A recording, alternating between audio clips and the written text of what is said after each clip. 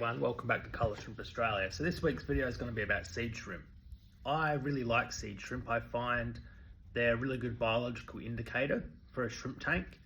And in my PowerPoint that I'll go through in a minute, I'm just going to highlight a few things about seed shrimp that you might not be aware of. I find that big populations of seed shrimp aren't a problem, and you can cut them back if you have too many. Overall, seed shrimp are quite easy to cultivate in a well-maintained tank, and sudden changes in population levels of seed shrimp can give a good biological indicator to the tank's health. And there might be something going wrong with your tank that doesn't show up in regular home water tests. For example, you can't test everything at home, and sometimes biological indicators are a good way to assess something that you can't often see. And overall, they play an important role in the aquarium. So a bit of background about seed shrimp. So they're actually ostracods, and they're a class of crustacean, Ostracoda. They are specialized in filtering algae, bacteria, and small particles of detritus. So what that means is, in your aquarium, they'll eat bacteria pathogens, and they'll eat leftover organic matter. They're very small, about 1 millimeter in size, and there's about 2,000 species of freshwater seed shrimp. So the exact species that's in your aquarium would be quite challenging at home to identify, given there's so many. So what I think the importance of seed shrimp is, I think they're a good indicator, bioindicator of tank health. Tanks that I have at home that have really thriving colonies of seed shrimp, I also find have really good signs of healthy shrimp as well, and lots of babies. They do self-regulate, but a small tank can get so many seed shrimp it looks like there's too many. So usually I don't let them breed to their full potential of how many can fit in a tank, because I feel that outcompetes my own shrimp.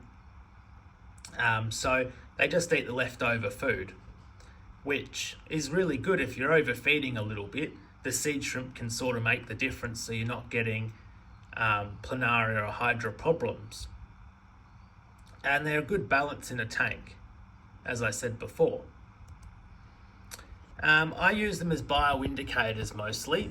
So I find that if I get a big crashing number in seed shrimp and I've got a massive population loss, is usually a problem with the tank. Either it's a bacterial problem that has to be treated with medicine, or I find that there's a problem with my water quality that's changed.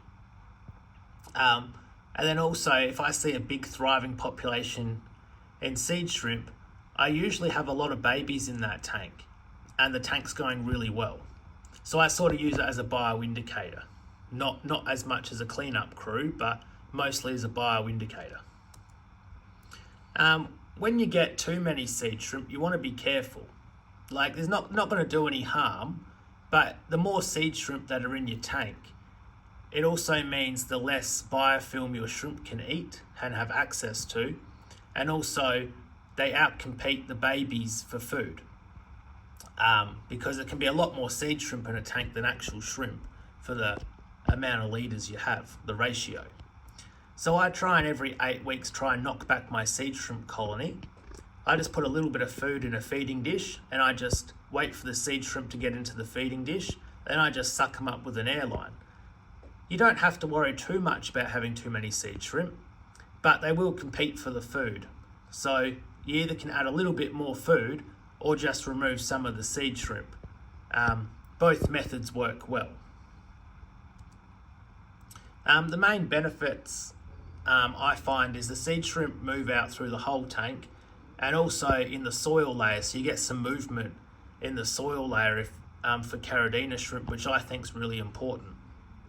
And the biggest benefit I find is a bioindicator for tank health, where assessing changes can be really important. And often in the hobby you don't have many indications. You can only go off your water tests. So sometimes you can't really indicate the tank health without observing the shrimp themselves, and seed shrimp are a good indicator of that because they're a biological indicator.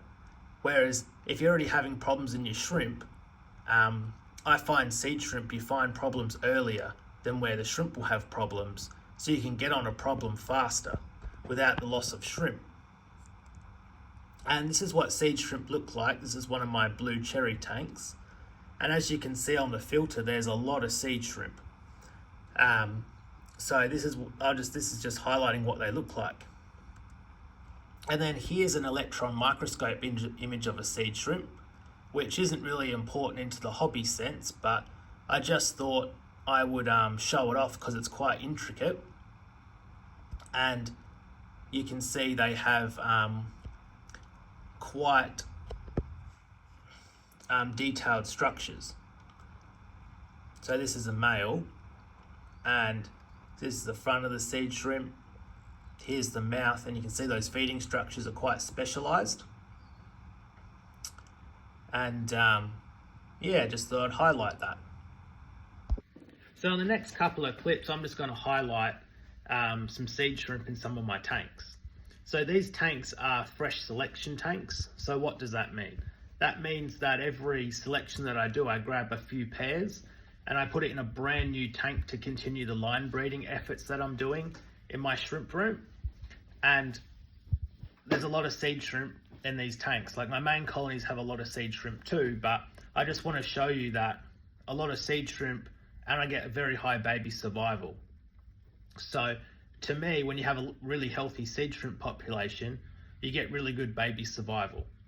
So in these couple of clips I've put together, just highlight the seed shrimp numbers and the baby shrimp survival numbers, which are very critical in the hobby. At the end of the day, you want your shrimp, the highest ratio you can get from eggs to adults through all those life stages is probably the most important part in getting numbers.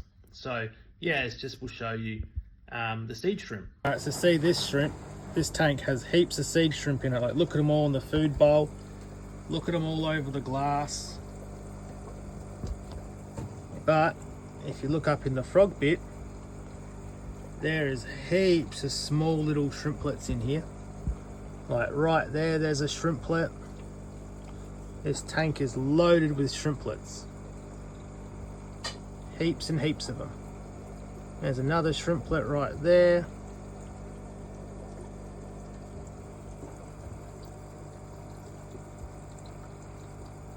Heaps of tiny little shrimplets in this tank. Look at this tank, there's heaps and heaps of seed shrimp like all over the glass. They're all moving around.